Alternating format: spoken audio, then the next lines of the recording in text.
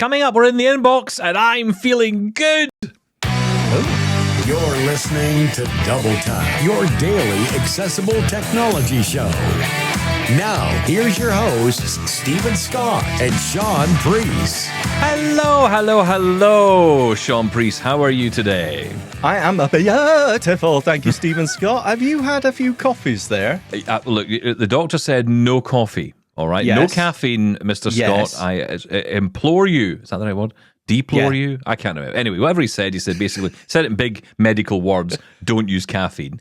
And I may have slightly ignored that advice today because I've had a couple of cups of coffee and I have to say, I'm ready to go. I've got to say, you do sound better. I do. So well done.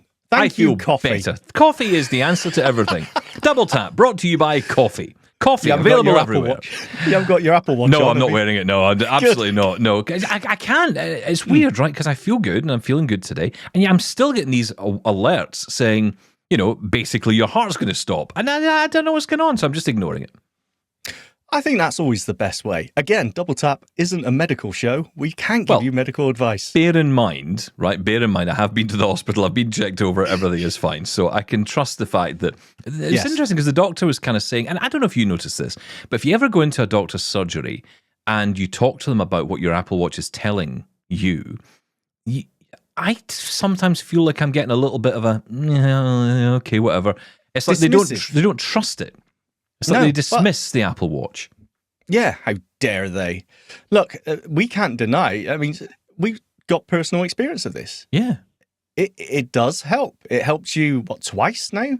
Mm-hmm. It helped me when I fell over. I mean, it was just, of course, it's not a medical device. Everyone should know that. But hey, if it can point you in the right direction and pick up any problems that may be there or potential problems, what's not to love? And who knows a great job. what it'll pick up, You have no idea what it'll pick up. And whatever it picks up, it might not be the thing it suggests. And I mean, it makes it, the watch is always at pains to tell you, look, this is not a medical device. You must go speak to your doctor. Yep. If symptoms persist or you feel unwell, absolutely seek out medical attention.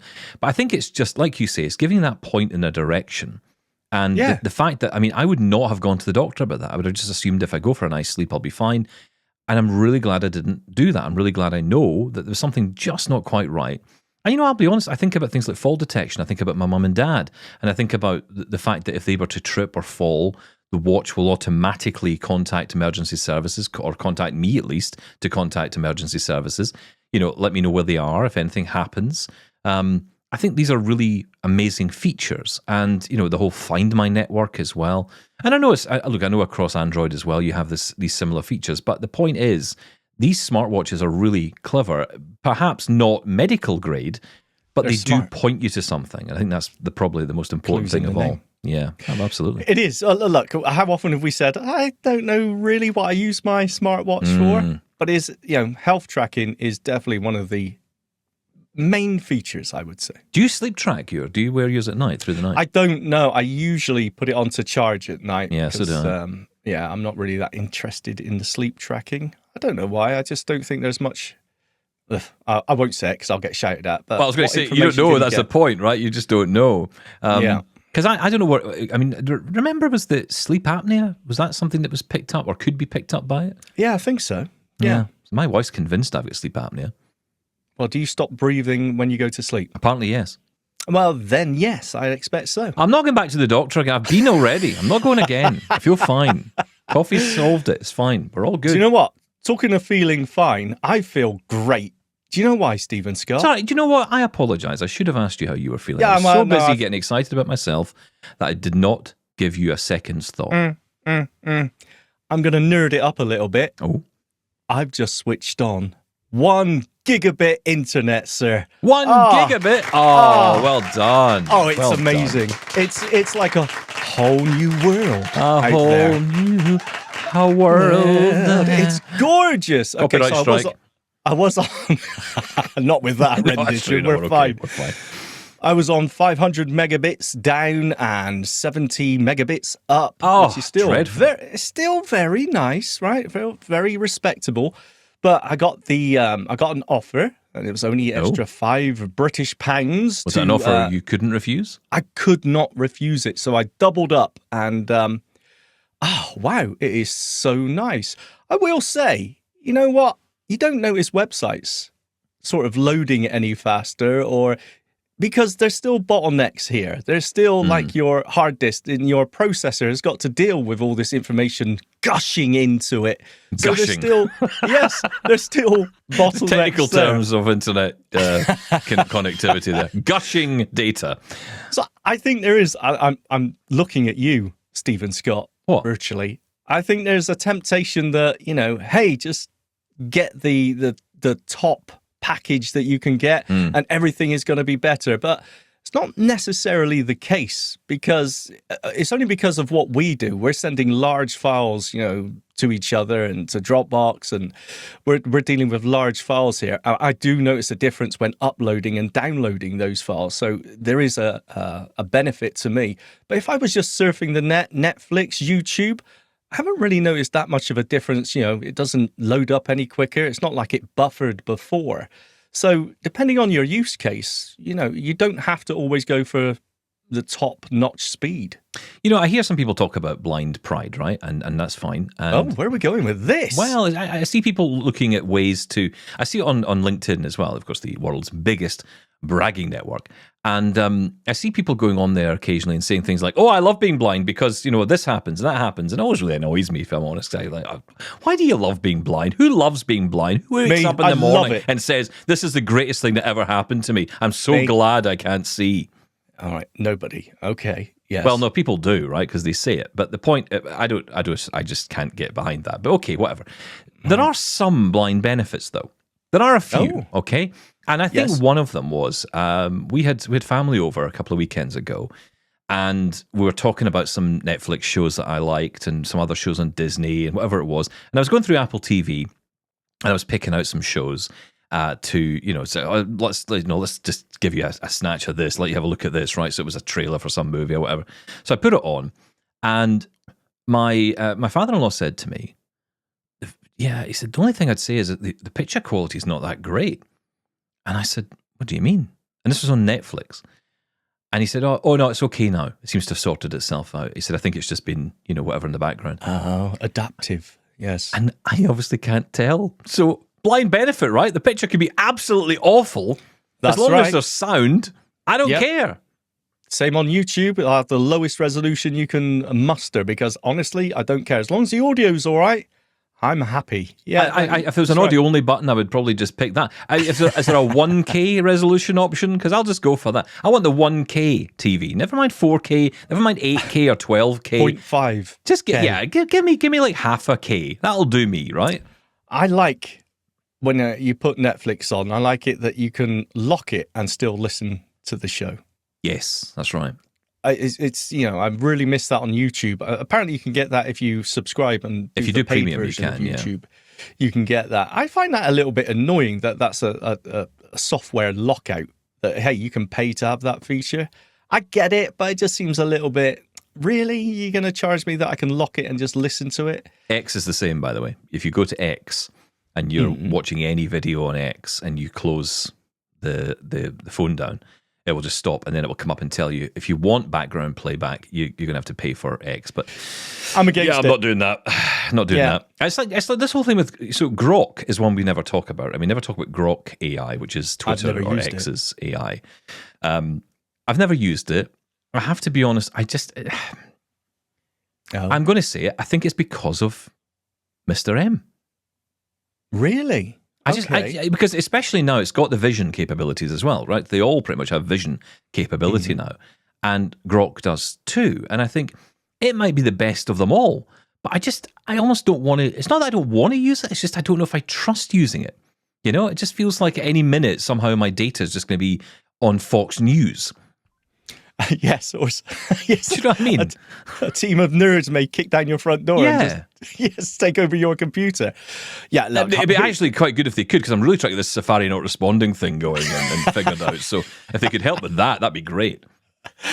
But you'd be on administrative leave at that point, That's so true. you wouldn't touch it again. Yeah. Who knows? Victim of Dodge.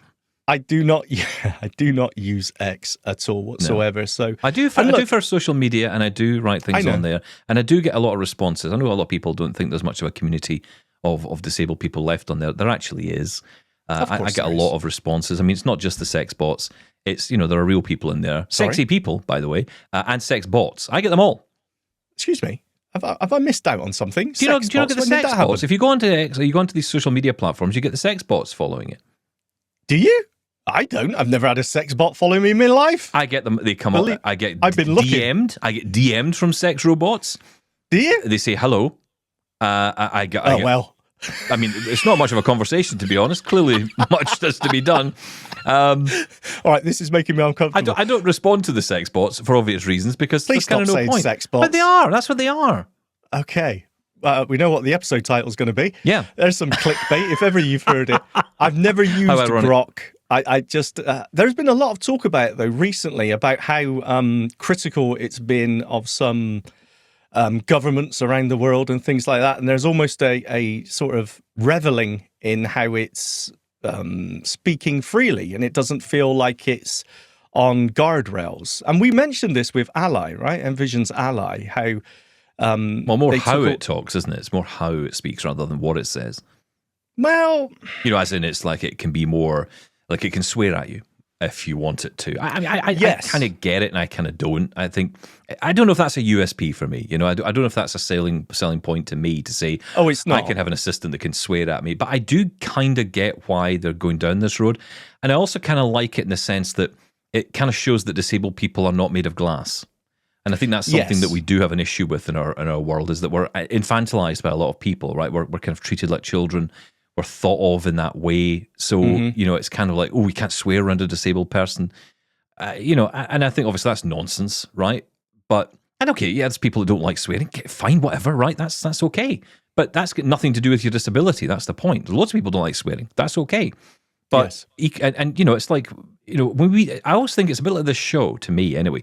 Like, I'm nervous. Well, no, but I don't really like nervous. Swearing and sex bots. I don't know what's wrong with. No coffee for you, Stephen Scott. I like coffee. I'm sorry, Mr. F. Coffee granules. The future of coffee is granules. I actually tried decaf yesterday. It tasted nice, but it just there's nothing there. Okay. Stay on track. Remember what we were talking about? Swearing. No idea. So, I don't know. There's just certain things. Like when I used to listen to the radio, when I think back in the day when I would listen to the radio, at night or, be in my bed listening to my radio as I always did. I was one of those kind of geeky guys or nerdy guys that would lie in bed at night going through the radio all night, especially AM stations and it's long wave and short wave. I used to try and tune into the taxi frequency, so you can listen to the taxi drivers. Yeah, exactly, right, all that stuff. And one thing you never got on the radio was swearing, right? Nobody would swear. And in fact, if someone did swear on the radio, it was like someone had just shot you through the heart. It was like, oh, that just does not feel right. It was like, does not feel right at all. It was jarring, yeah, definitely. And I kind of feel that a little bit with assistants as well. It's like if they were to start to swear, I'd think that is it. The world is coming to an end. The asteroid is on its way and everything's just given up. I just don't feel like it's right that it does that. Yes, but it's all about tailoring it to your own individual, let's say, personality or wants or desires or needs. I mean, it's perfectly fine to get it to talk to you however you want. I will say, look, I think this was a little bit gimmicky at the start. Not on Envision's part, let me put that out there, but rather than people were all excited by this. And that's the first thing they did, swear at me. Talk to me like you're some sort of, sweary stand-up comedian. A sailor on shore leave. Well, something like that. And you know what? I must admit, I tried that. But yeah, okay. It didn't. It didn't. It was still very, very tame, I've got to say. So, how did we get onto this? I have no idea. Shall we get some emails on? Because I think feedback. Yeah, let's. No more coffee. That's it. We get your email every day. Oh, bing bong. I forgot. The thing is, I'm going to get halfway through the show and just completely crash, and then it's all on you. That's okay. No problem. We can manage. Right, listen, Victor's got a question for us that I think will probably take up the rest of the show, if I'm honest. But let's listen to this. Hi, Steve and Shaun. Thank you so much for your educative YouTube program. Oh. It has really, really helped me a lot. I am very new to the blind world, and It is not easy. It has really been difficult, but thank God I am getting used to it. Please, I have a question to ask. Which smartphone is better for accessibility? Is it the iPhone Uh-oh. or the Android phone? Uh-oh. In terms of screen reading, apps that are available to use. Please, I need your advice. Thank you, and God bless both of you. Thank you very much, Victor. Lovely to hear from you. Welcome to the blind community. We're a fun group of people. Yes. Just like life, a bit of everything is going to be what you're going to experience. But listen, I hope you're doing okay, Victor. Genuinely hope you're doing okay. And I thank you for getting in touch, because sometimes that's the hardest bit, right? Sometimes just getting in touch is, of course, is not the easiest thing. And you did get in touch by a text message. And then Shaun made you record your message as well. What a horrible person you are. I just thought it was such a good question. I would like to play it in the show. So he was more than happy. And thank you, Victor. And can I just say as well, so just before we get into it, I just want to say as well, we have had a lot of people get in touch say that by doing it, by sending messages and audio, for a lot of people, it's quite a new thing. Yes. And they're kind of like, we're getting so many nice comments about it, like, this is really helping me. It's kind of helping me form my thoughts. And I just think that's a really nice thing. So if that's helping you, then great. But Victor, in your case, thank you so much for the question. It is a really difficult question to answer, because I'll go first on this, right? And then Shaun can... I'm not going at all. He doesn't want to touch this one. Okay. You're just going to say iPhone, right? I know you're going to say that. Okay. I'll tell you what I said to Victor after. Okay. All right. Private chats. Okay, fine. Mm-hmm. No, you have to talk to the whole class, Shaun, not just the one person in the class. You have to speak to everybody in the room. I want to see what you say first. Okay. You know what? If this was 10 years ago, Victor, I'd say get yourself an iPhone. Don't even think twice. I think that where we're at today is that accessibility on Android and accessibility on the iPhone are on a par. Now, there are differences, and I'll talk about them. But I think when it comes to making a decision about which phone to get started with or where to start, I don't think you can go wrong with either. That's the truth of it, I think, today. The nuances are there. There are differences between TalkBack, and there are many people on TalkBack who've been in touch with me on the show. People who've been on the show, I think of John Dyer, who we heard from yesterday, I think. And John was talking about Windows and ARM. But, John has talked a lot about, TalkBack isn't perfect. And to be fair, iPhone VoiceOver is not perfect either. I'd say that what I would probably, if I was to look at them in a race, I would say that iPhone leads the charge in the race. But they are both very close, and they both have very similar feature sets now. There are probably more features to come down the line from Android. It's a little behind on some of the features, whereas with iPhone, I think it's more fully baked. But there are a lot of issues with VoiceOver as well, a lot of challenges, lots of things you need to learn. And I'm more VoiceOver. I use VoiceOver every day, right? So I'm using that versus using TalkBack every day. So my experience of the bugs on VoiceOver is more. So it's probably not fair to get into the whole versus bugs thing, because I can't really say on TalkBack's side how buggy it is or how perfect it is or how imperfect it is. But I think if you just look at the feature sets between the two, I would say that they are very similar. There are plenty of similarities, enough similarities to get you started. And in terms of apps nowadays, there's a lot more cohesion. It's not so much like it used to be where you could only get, certain apps like Seeing AI, for example, you could only get on iOS. Now that's available on Android.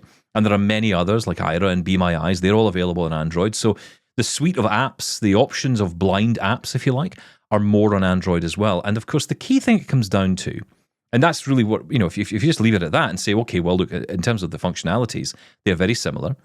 The accessibility is good on both sides. They both have their challenges. I'd say, as I say, that the iPhone, I think, is a little bit more baked than the Android one is, but these features are coming through. There are more features coming through all the time. And the benefit with Google and TalkBack is that it can be updated separately to Android. You don't have to wait for a big Android release to get new TalkBack updates. That's a good thing. But I guess it therefore only comes down to one thing, and that's cost. What can you afford? And if money's no object, then you could get the best Pixel phone or the latest Pixel phone or the best Samsung phone. Those are the options I would go for. And there are nuances there as well, because there's differences between Android or Google TalkBack and Samsung TalkBack, and that's a whole other conversation, which we might have another time. I would probably recommend for you, Victor, if you were going down this road, get the Google version. And it may not necessarily be a Pixel phone you go for, but just make sure you go for the Google Android version for TalkBack, because that will give you the latest features up front. Now, the cheaper the device you buy when it comes to Android, chances are you will wait longer or maybe not receive the latest Android update. And that's the trade-off. If you go cheap, if you have to go cheap, if you have to buy a low-cost device, you may find that you'll get the latest Android 15, but you might not get 16. But if you do get it, it might be a year after everyone else, because the rollout is slower on those lower-cost devices. You may not get all the features either. You're not going to get all the AI features on a cheaper device. So if you have the money and you can afford to buy an up-to-date Pixel phone, go for it. Maybe even a second-hand, a refurbished Pixel phone, maybe an 8 Pro or a 9 Pro, or a 9 or an 8, even in that range would be fine. If it comes to iPhone, if you want to go down that road, then you've got the SE, or the 16E as we call it now. You've got the 16. You could even go back and buy the 15 or the 14 if you're not so worried about Apple Intelligence. So there are many options out there.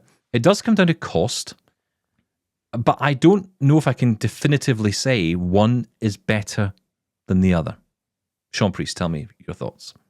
I think you covered absolutely everything. No, that's right. I think we're at we could say we got a bit of a great situation we're in. That I think either one of those that you buy is going to be accessible, and at some points you're going to be looking at the other one that you didn't buy and say, "Oh, I wonder if that's better," and vice versa, because they've all got their limitations. So yeah, whichever one you've got, but the cost is something I mentioned to Victor as well. Of course, accessibility isn't just about feature set, because something could be incredibly accessible but totally out of reach financially. So that's something to take into consideration. And also, he mentioned he was new to the blind world. So what was he using before? Because if you're starting fresh and we're talking about accessibility, of course, whichever one you choose, you've got the learning curve. But if you've been an Android user before, then you're going to be more familiar with, what to expect than if you're changing the OS completely as well. So I will say, I think I said my personal opinion is iPhone. But whoever you ask is going to give you their own opinion on it. It is just an opinion, because whichever one you pick from an accessibility point of view, you're going to be all right with. Let's put it like that. Well, there's another side to this, which is support, right? So, there's a growing Android community out there. Accessible Android is a website which I would strongly encourage you go and read. It's a brilliant website, some amazing people who write for that. And, it keeps me up to date with what's going on in the world of Android. In fact, it's kind of brought me into that world a little bit. Absolutely. What was it before that? It was so hit and miss, the information you could get about Android, because obviously there were differences between handsets, but they do a great job. Well, that's the thing, right? So, you kind of need a support network to build onto this. AppleVis, of course, has been there for years. And that has been a huge source for iPhone users, especially new iPhone users. So that's kind of why I think a lot of people say, look, go down the iPhone route, because at least you've got support. Also, if you are lucky enough to have an Apple store in any vicinity near you, and I don't know if that's the case for you, Victor, but if there is an Apple store near you, they can also help you. They will spend time with you. You can sit with them and get training on VoiceOver. So that can be really useful as well. And of course, if there are other blind people around you, and that may not be the case, I'm guessing that might not be the case for you, certainly in the immediate vicinity, because like many people who lose their vision, and I'm just guessing here, Victor, I don't know your situation, but I know from a lot of experience in this that, a lot of blind people or people who lose their vision later in life will tend to be alone in that environment, right? Because there's no one else around who's blind. Who else do you ask? Yep. And that can be really difficult as well. Where do you get the support? Because everyone's going to say to you, well, that iPhone's got that talking thing in it, or that talkback thing's, that Get works. on with it. Yeah, exactly. But it's like, okay, but how do I get on with it? And, you have to, I'll be honest, whatever one you choose, Victor, you're going to hate. You're going to hate it for the first few weeks, possibly the first month. I guarantee you of that. You're going to want to throw the thing through a window. Doesn't matter whether it's iPhone, doesn't matter whether it's Android, doesn't matter what it is, because it's getting used to. I wanted to throw every single thing I had out of the window in 2017 because I hated JAWS, I hated Windows, I hated Mac, I hated it because I couldn't get anything to work. I just couldn't get it to work the way I was used to working, as fast and as efficiently as I used to work. And, coming round to this idea of having to, first off, slow down and allow myself to slow down. And, honestly, that's the hardest bit, is listening. And it's even worse when you've got some vision left, actually, because you're constantly seeing things move around on the screen. I'm still guilty of that today. I see something moving on the screen. I think, it's working. But it's not, or it's maybe not going as fast as the screen reader can keep up. So I think there's something wrong, and on it goes. Mm-hmm. Look, it's a really difficult question to answer, which is best.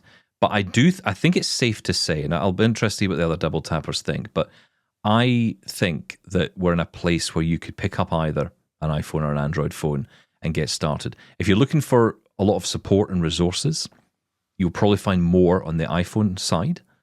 But that community of accessible Android, if you can get yourself onto Mastodon and get onto the communities there's many great people who I throw questions out to all the time. And Accessible Android are one of them. They're on there. It's going to be a learning curve for you. It's really going to be a learning curve, but it's a journey of discovery. You're going to have to take it one step at a time, and whatever path you choose, it's going to be difficult, but it will be worth it. And when you finally crack that first app and you go, I get it now, I get how this thing works, it's going to feel a lot better. The second app is going to be easier. The third app is going to be even easier, and you're going to get there. There's nothing like that feeling when you feel like, I understand, I get it. And you achieve something, right? Whatever it is. You send a text message, or you figure out how to send a WhatsApp message. Again, to sighted folk, they're like, so what? But to us, it's like, I've just climbed Mount Everest with a fridge on my back. I've regained something, right? Something I thought I'd lost. Yes, that's right. Got it back. I'm able to do this. There's nothing like it.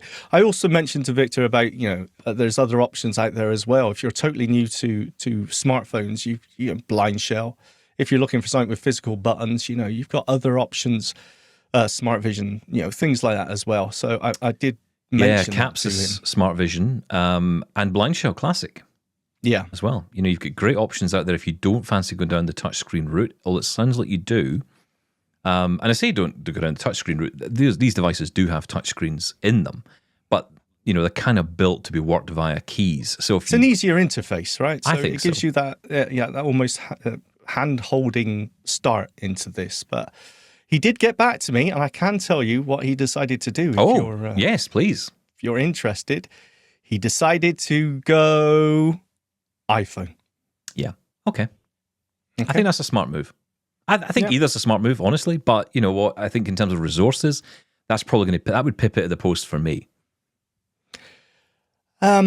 Yeah, again, it's very individual, right? Those people that have been using Android from way back from the start, they would say Android is absolutely fine as well. But it's up to him. Yeah, but choosing iPhone doesn't mean Android's bad. It's just a choice. No. But I'm just saying, you think that's the smart move. But I mean, as you said at the end there, they're both great options. So yeah, we will see. Keep in touch, Victor. Please do. Let us know how you get on. Yeah, and look, let us know how you feel. If you have any questions, do send them in. And we will, because we're going to do another Ask Us Anything soon with our good friend Michael Babcock. He's going to be joining us again soon for another one of those. So if you have questions, incidentally, about anything at all, whatever tech issue you may be having, we'll put them all together and we will do one of those in the coming weeks. So, if you do have questions, maybe something's been bothering you for a while, you haven't been able to get an answer to it, send it in here and we will get the question answered for you.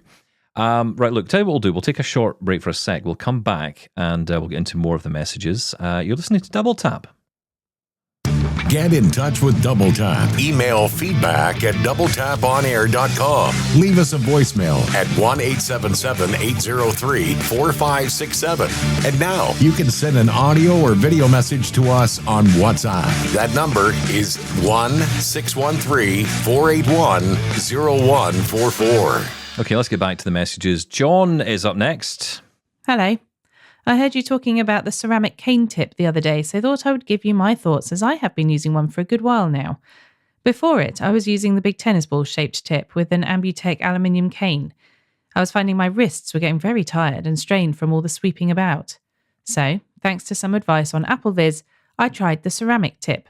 I initially thought it sounded like walking around with a cup and saucer at the end of my cane, but it actually feels like a tiny plastic knobble, and it seems pretty hardy so far. And it certainly does make the cane really light. I can happily swipe away for a good while without my wrist suffering. It also has great audible feedback. Being so small, it does mean that the overall cane length is noticeably reduced, so if this bothers you, you might need a longer cane to make up for it. I was only ever taught constant touch technique, and one of the first things I noticed was that this tip snags on almost everything. You will really feel every single crack or when the cane gets a grassy verge. So, if you are only using it this way, then you will likely get frustrated.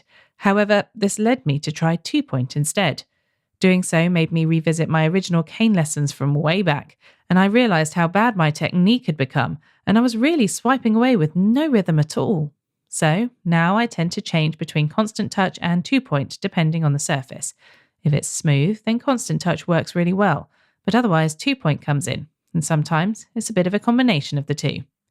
I think this has made me a lot more confident with the cane, and I feel I can now adjust to the environment because I'm not always trying to do the same thing all the time. Sometimes it can feel a bit like a chore to use, but because it is so much lighter, I feel the trade-off is worth it, and being adaptable is a big positive. Grass in particular no longer feels like the trial it used to with the big ball tip. I was also accosted one time by someone who told me that the tip had fallen off my cane, and I had to point out that no, it is there, just really, really tiny. You can really hardly notice it there. Anyway, please bear in mind that I am no expert, but I thought I'd share my thoughts in case they are of interest. John from Northampton. Thank you, John. Also, again, a huge thank you to Laura for reading out these messages. You've no idea the difference it makes having Laura on the show to read these messages out. No AI over here. Laura's very much real. And she works hard going through all those emails. Thank you, Laura. She really does. And thank you, John. That was really interesting because we managed to get hands-on a display, a rack of tips, cane tips at CSUN, Stephen. Yeah, that's right. Were you with me then? And that was I was so there. interesting. Thanks, Shaun. Yeah, I was there. Well, I can't remember. It was really cool to actually be able to feel the difference in all these. And some of them you feel and you think, why on earth does that even exist? But yes, you're absolutely right. You know, walking over grass with the wrong tip can be, it's tiring. It can hurt. It can just be hard work. So they do make a difference. And it kind of reinforces to me, I really got to get that O&M lesson in, my first O&M lesson at some point, because 2-point, I've never seen the point of it. Oh, there you go. I've never really sort of understood why that is better than just swiping. But, that being, a cane getting caught on paving slabs, for example. There's a pavement near me, a sidewalk near me, which is paved, and it's so uneven, so old, that it's impossible to use your cane on it with constant contact. Yeah. So it would be ideal for that. Yeah, I mean, I'm the same. I never got into the whole 2-point touch. I was taught to do that, but I was also, I kind of probably got a bit lazier over the years and just decided, I'll just do sweeping and I'll use the jumbo roller ball. When I bought the jumbo roller ball, that was kind of what it was for that kind of technique. I don't know if I was trained so much in it. And I think it's interesting. We were talking the other day about, sight loss organizations and their purpose. This is one of them, I think. Not just to, provide orientation and mobility training, but I think every so often it'd be kind of nice if there was like a drop-in day where you could go. Like if my local sight loss organization had like a drop-in day, we could go and get almost like an update, if you like, or a bit more refresh. That's what I'm looking for. A refresher course. A refresher course. Because honestly, my technique is probably terrible. My wife is an O&M instructor, right? And she tells me all the time. She's like, your technique is terrible. And I'm like, okay, teach me. And she just will not teach me because it's like driving. No, exactly. It's just not going to happen. It's a bad idea. Yeah. And I like being married, and I think she does. So, we have to, assume the best here. So I thought, well, maybe we'll get someone else to teach. But, again, it would be a cool thing if an organization could just have a drop-in day For do you know that they don't? Do That's the thing. I know someone's going to write in and say, "Do you know there's one like down the road from you?" I'm sure there's a very local sight loss organization near me that I don't know at all what they're doing, but it's definitely worth taking a look, right? Yeah, well, I think so because I mean, for you, I mean, yeah, okay, some training would be good, but I think you've used the cane so much by now that you've probably got a handle on it, literally. Yes. But I think it'd be good if you got a bit more kind of training in the sense of, okay, how to actually use this to the best of your ability. No, absolutely. And I feel that. I mean, I feel it's like, I know if you are a long cane user, you have to be a trained long cane user to get a guide dog in this country, in the UK, right? So you have to be trained. Now, I've never shown a certificate, so I don't know what that means when they say trained. I'm using a white cane. I am trained. I mean, I was trained, but when I was trained, your cane license. Yeah, I was trained when I was 8 years old. So that's a bit different. It's like what with a cane? Yeah. Well, actually, it was probably 7 when I was actually started training. Yeah. Wow. First time I got one was when I met you, and you threw it at me. I was trained from between 7 and 11 years old. That was my training. Wow. You sure that wasn't potty training? You sure you're talking about cane? I did that as well. Ah, well done you. I mean, by 11, I'd kind of got the hang of it. In fairness, I'm not the fastest learner in the world, but I picked most of it up. Not actually. No, let's not go there. Anyway, what are we talking about? Oh, yeah, ceramic Quickly move tips. on. Thank you, Shaun. So the ceramic tip, it is. I got hands on with that, and I thought to myself, God, that's tiny. Is that it? Yeah. And I kind of wondered. But again, I think the problem is that it's not so much the tip; it's the problem with the roads. They're so bad. The pavements, the sidewalks are in such bad condition that you kind of need something else. That's why the no jab canes become so popular from Ambutech. It's true. Because it's funny though, I've been using so a Werewolf Gear sent us gave us at CSUN not the all-terrain. Well, we did get the all-terrain, but the other one. We got Urban the Explorer. ATC and the Urban Explorer. Yeah. Have you been using yours much? I have. Now, I did notice that I was so excited because I fully extended the handle. So it's got an adjustable height or length, got an extra, or whatever it is. How many inches? 6. Well, it's not 6, but it's maybe 3 or 4 inches. And I've always said I want the longest cane possible. So that was the first thing I used when I got my hands on it, and I extended it fully, and it was this is great. It feels like I could run because I got plenty of warning if I'm about to hit something. About 3 minutes in, my forearm was killing me. It was painful, and it's not because that's particularly heavy. It is because of the length. You're having to hold it slightly differently. There's a lot more stress on your forearm. So I soon moved it down a little bit. But I did find, I'm trying to think if this was with the Urban or the ATC now, that I did snag a little bit on the sidewalk. Well, no, the reason that might be is because it's a mushroom tip that's on the bottom. It's a roller mushroom on the bottom of the Urban Explorer. Now, I've seen a few of the complaints from people saying, well, it's the elastic isn't as good in it, so it doesn't feel like it holds together as well. I know what you mean by that. I'd say it just doesn't. It's not that it doesn't hold together. It actually does. It's just that it doesn't. It doesn't click together very quickly for me. So sometimes you open up your cane, like you grab an Ambutech cane, or I guess any other cane I can think of. You open it up, and as soon as you take the elastic away from the handle, the whole thing just clicks into place. Literally just click, click, click, click, and that's it. Don't get your fingers in there because it will snap them off. A little guilty confession. I absolutely love when I do that. When so do I. I know. And I just hold it by the handle and go... It's like, oh my God, I'm like a transformer here. This is amazing. It's such a cool sound. And you kind of just imagine there's people, whether they are or not, you just have the impression of people going, wow. And they're probably not, right? No one could care less. But, for us, it's like a moment of like, hey, this is cool. But yeah, I will admit with the Urban Explorer, it does that, but it kind of goes click, click, click, click, and then you kind of have to, okay, right, we'll click that into place. And so it feels like the elastic could be a bit tighter, if I'm honest. That's how it feels to me. The mushroom tip, I think, is, again, a great idea, but unfortunately the roads that we live amongst aren't great for it. I mean, it wasn't as bad as I thought it might be, because I've had mushroom tips in the past and never really enjoyed using them. It's not as bad as I thought. It doesn't get caught as easily. It's certainly smaller than the jumbo ball, and there isn't a jumbo ball option. It doesn't look like a mushroom. Why is it called mushroom tip? I think it's called mushroom. I could be wrong. I think it certainly feels like a mushroom tip to me, the ones I remember. Like a big dum-dum bullet or something. A what? A dum-dum bullet. A dumb bullet? It doesn't look like a mushroom. What are you talking about? You made up a word. It looks Again. like a shotgun shell. That's what it looks like. It looks like shotgun a shotgun shell. But It's fallen off. You've broken it already. What are you talking about? I actually I thought it worked a lot better than I was expecting it to, but I did notice, compared to the rollerball, I did snag more times. Do you know what gets me? It's very noisy. Yeah, now, why is that a good thing? Yeah, because we did bring this up, didn't we? We spoke to Sedona Dave when we were at CSUN, and we talked about this, the noise, and he said, well, yeah, we actually prefer it to be noisy. Now, I kind of get it. If you're in New York City, that is going to be brilliant, right? You can hear everything. You can hear the feedback. But when you're in a quiet street... At 6:30 in the morning, you're lifting it off the floor. Well, It's kind of like almost if I'm going out early morning, I'm not using that cane because I'm thinking it's just too loud. I feel like I'm waking the street up. Whereas during the day, I don't mind so much. But, nighttime or mornings, I do think, okay, I might be a bit careful with this one. I'll maybe use the other one instead. I actually, if I'm honest, I really like the cane. I love the handle. It's not that kind of, I'd say, leathery handle that you normally get on these Ambitex. I know it's not leather probably, but it kind of feels that way.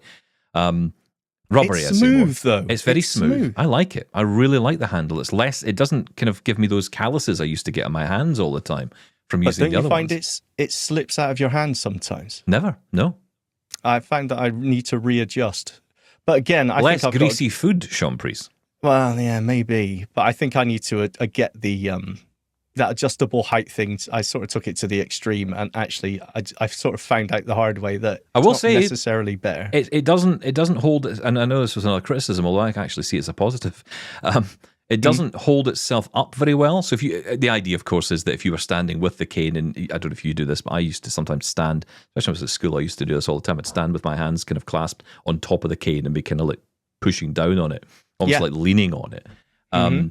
And you can't do that with that cane. You just can't do it with it. It doesn't. Certainly when you're in that, if you've got that handle extended out, it's just going to slide back in.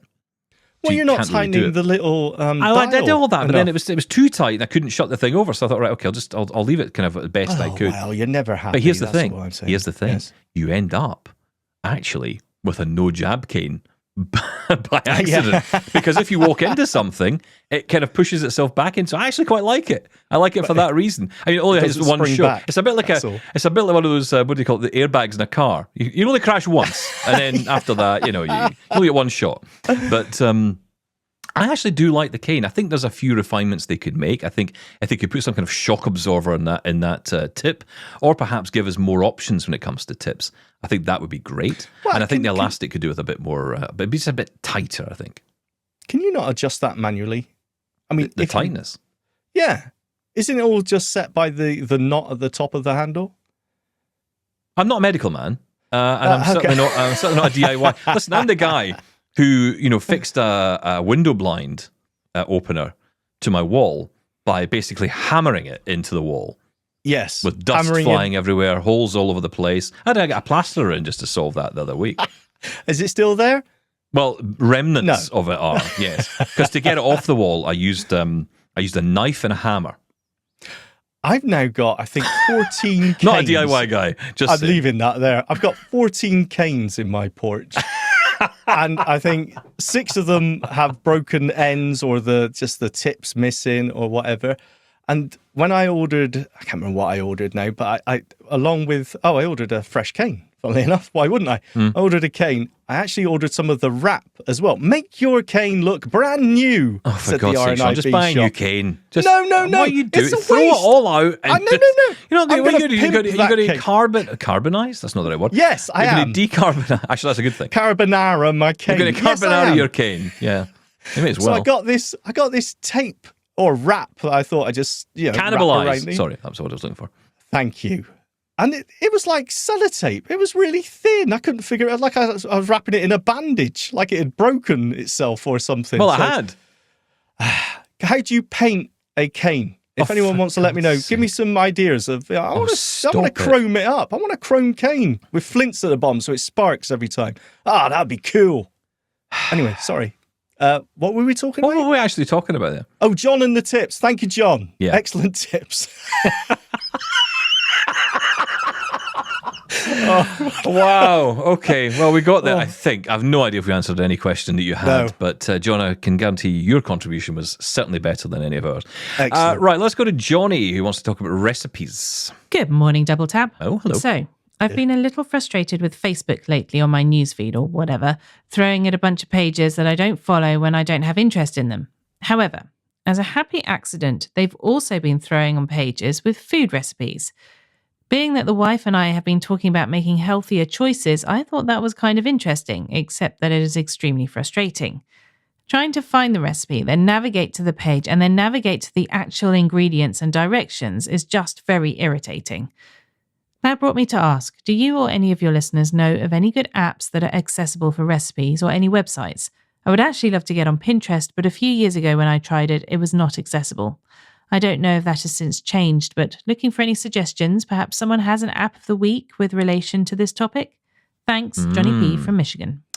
Thank you, Johnny. Well, it's funny you say that because we haven't done App of the Week in a while. Still waiting for your submissions on that. So if you have got an app that you'd like to get in touch with, maybe, and you don't have to do a big feature on it. You just need to tell us about it, and we'll feature it for App of the Week. But yeah, I'll be honest, Johnny, I've got no idea. I don't cook. What? I don't cook. Why would I be looking Why at not? recipes? And you don't either, so don't even go there. No, I don't. We're going to throw this out to our amazing listeners who will help us out on this. I think the closest I've come is by using the smart speaker. That usually is pretty good because you can say, stop, and then you can continue, pause and resume if you like. Also, YouTube isn't bad as well. Especially if you've got voice control on, you can say press pause, press play to stop and start without touching the phone itself. But as for specifically, I don't know if there are any VI-focused recipe apps, but I'm sure our listeners will let us know.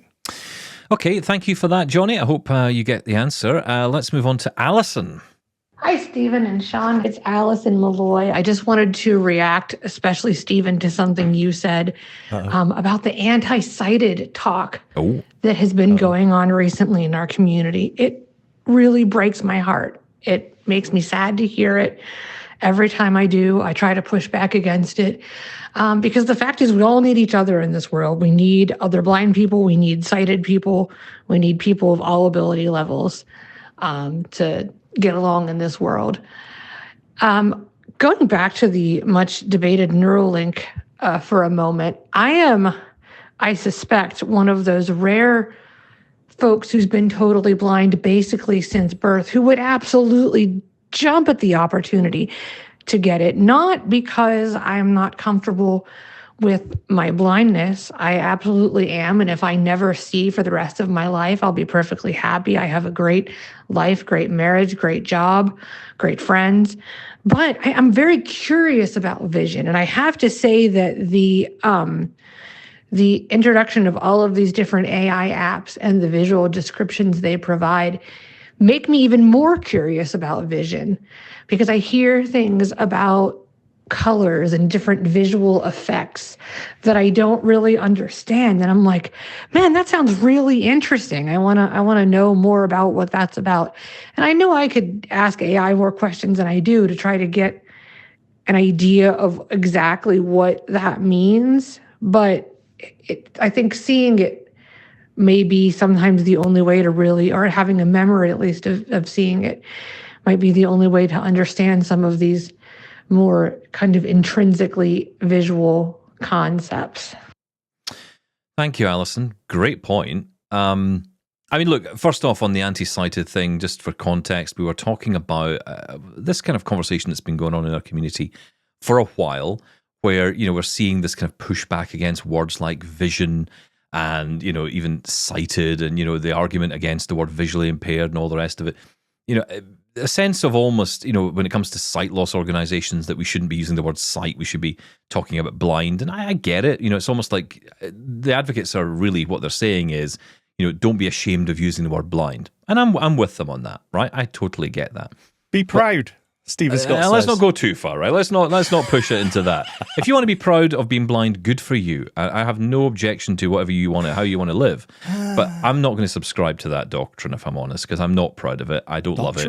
Oof. I don't love it. I don't live my life thinking, isn't it great to be blind? I don't get it when I hear people say it. Means. But people do say that, and I hear it more and more. Actually, I hear people say, "I love being blind." I'm like, I just don't get it. It doesn't make any sense to me. But that's me. All right, you're entitled to think whatever you want. I am. Thank you. Yeah, I mean, you have no thoughts, but let's just assume that you do. I'm trying to cut off your rant. I'm thinking of your heart. That's all. No, my heart's fine. Well, so far. Good thing is the drugs I take, I can't feel it, so it's fine. Okay. But no, I think when it comes to Neuralink, it's interesting because this is where the debate gets a little bit stifled, and there are blind people who might want to, like Alison, say, you know what, I'd actually love this. I'd love to see something. I'd love to see some vision. And I know we can get into the whole argument about what you would see with Neuralink, and it's not going to be 4K images or even half a K. No, but it's the concept of restoring sight. Yeah. Not the reality. And not in Alison's case, because she's never had any, right? So yeah. Alison might say, well, I've never had vision, and she did. She said, I've never had vision, but I'm intrigued by vision. Yeah. I want to kind of see these things I hear about. I totally get that. And I think that's why it's important that we don't kind of go down this route of this one true opinion nonsense, where it's this idea that being blind is so wonderful and so super fabulous and great. That the idea of having vision is almost a bad thing, and we should almost look badly against people who want vision or who think about vision. Bear in mind, the majority of people out there who are in quotes blind have some level of vision. There's no way around that, right? Now, whether it's useful vision, whether it's useless vision, whether it's somewhere in the middle, and it probably is. Because every single person's experience, I mean, it's totally different. I always remember saying to someone, they were doing a panel of experts, in quotes, on lived experience, and they asked me to be on it, and I said no, because I asked how much, and they said there's no money. I said, bye! Because I'm like, well, no, I'm sorry. Like I said the other day, I think people should be paid for their experiences. If it's valuable to do the session, it must be valuable to the organization in some way. Therefore, get some cash out, and we'll talk. But, when it comes to, the kind of stifling of the conversation and this idea that, well, actually being blind is great and, therefore, we shouldn't talk about sight. I'm not for that. I think, we should be able to have a conversation. As Alison says, we need each other, and we do. We need everybody. We can't live on Blind Island. I keep saying it, but it's true. We cannot live on Blind Island. Look, there's parts of Blind Island I like, right? I don't want Blind Island, but I'd maybe like to, have a holiday home near 2 weeks in Blind Island. Yeah, and what I mean by that is like when I use that Scribe program by Pneuma Solutions, and I'm like, this has been built by a blind guy or a blind team. This is for blind people, and it's kind of nice. But I wouldn't want an entire computer OS designed like that, because I know I'd miss out on things. And we see examples of that all the time. Yeah. No, absolutely. I think, the Neuralink thing really brought out some interesting opinions in people, I think. And it does bring up that discussion about blind pride and disability and shame and how people cope with it. I think that, a disability is it's exactly what it is. It's a lack of a ability. Now, that doesn't mean that, you're incapable of doing anything, but it's undeniable to say that you're lacking in some physical aspect, right? In our case. No, Shaun, it's all society's fault. Didn't you know that? I don't go with that. But at the same time, as Alison said there, right, I find it interesting. She said she would love to try out, and get some sight back because of curiosity. But she almost had to caveat that with saying, I've got a great life. I've got a great marriage. I've got great friends. It's almost like you've got to justify. You've got to justify it. I'm not saying that blindness is terrible, but I would just like sight. Why have we got to say that in the first place? Yeah, and it's okay to say that blindness is terrible. I mean, if you think it is, right? You might not. I mean, like Alison says, she is having a great life, right? There's no doubt in that. But go back to the start. Two things can be true at the same time. Victor saying, I'm new to blind world and it's hard. There's no denying it. Of course it is. It's harder because of that disability. It just is. But that's not to say life is horrible because of it. No, and it is a difficult... We're kind of getting into the blind pride. Well, no, no, it's not even that. It's almost like, there's a point of acceptance, and acceptance is different to everybody. I think we accept it at certain points in our lives, sometimes even in a day. There's days where I can feel absolutely fine, and I get on great, and I feel good about things, and then there's other days where I want to put my head through a window because I'm just so annoyed about everything. It's like, this isn't you working. Just put your head through a window accidentally. And that doesn't probably help either. Or it's like, you could have a great day and then you could go to walk through a door and miss the door and end up elbowing the door, and then suddenly you've hurt yourself, and suddenly you've got, oh God, and that frustration kicks in, and it's like it always just keeps coming back at you.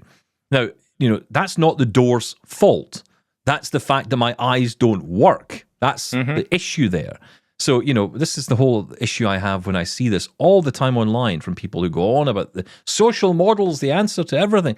No, it's not. It's part of the problem, absolutely. But it's not the only thing. There are many things can be true at the same time, and it's why one true opinion for me doesn't work. I quite enjoyed that show today. Wow. Okay. How's your heart rate? Is it okay? Hang on, I'm just going to a little check here. No, it's fine. Okay. It's still going, I think. Well done, you. Yeah. I think I should get another coffee now, actually. I'm quite enjoying this coffee. No more coffee. Oh, okay. Doctor's orders. One more. Listen, if you want to get involved in the show, of course, all the usual ways. Double tap on air /contact. Hang on, did I get that right? No, I didn't. doubletaponair.com/contact. I think I did get that right, actually. But since there's no way to rewind and figure out what I said, we'll just go with it. Listen, we're back tomorrow. Thank you as always, Shaun. Have a good one. Thank you. Bye-bye.